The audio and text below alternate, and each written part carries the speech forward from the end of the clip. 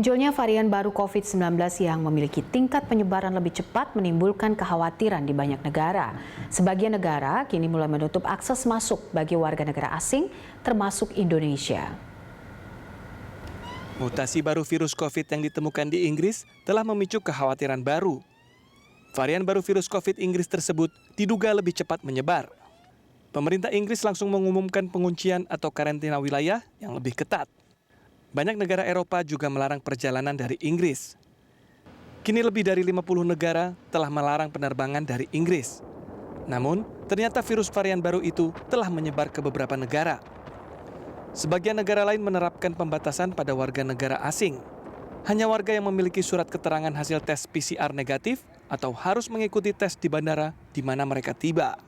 Warga yang datang terutama dari Inggris juga harus menjalani karantina selama 5 hingga 7 hari. Spanyol, Belanda, Perancis, Denmark, Belgia, Italia, dan Jepang telah melaporkan penyebaran COVID varian B117 atau disebut sebagai VOC 2020-1201.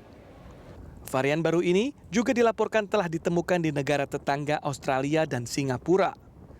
Hingga saat ini, di Indonesia belum ada laporan tentang varian baru ini. Pemerintah Indonesia pun telah mengumumkan penutupan sementara akses masuk warga negara asing memasuki wilayah Indonesia.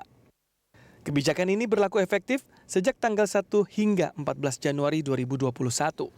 Untuk warga negara asing yang tiba di Indonesia sebelum 1 Januari 2021, diberlakukan aturan sesuai ketentuan dalam Surat Edaran Satgas Penanganan COVID-19 Nomor 3 Tahun 2020. Warga negara asing menunjukkan hasil negatif melalui tes RT-PCR di negara asal yang berlaku maksimal 2 kali 24 jam sebelum jam keberangkatan. Warga negara asing dan warga negara Indonesia yang baru tiba di Indonesia juga harus melakukan pemeriksaan ulang RT-PCR. Apabila hasilnya negatif, warga negara asing itu tetap harus karantina selama 5 hari sejak tanggal kedatangan. Upaya itu diambil demi mencegah penyebaran COVID-19, terutama varian baru. Hingga kini tingkat penyebaran COVID di Indonesia masih terbilang tinggi.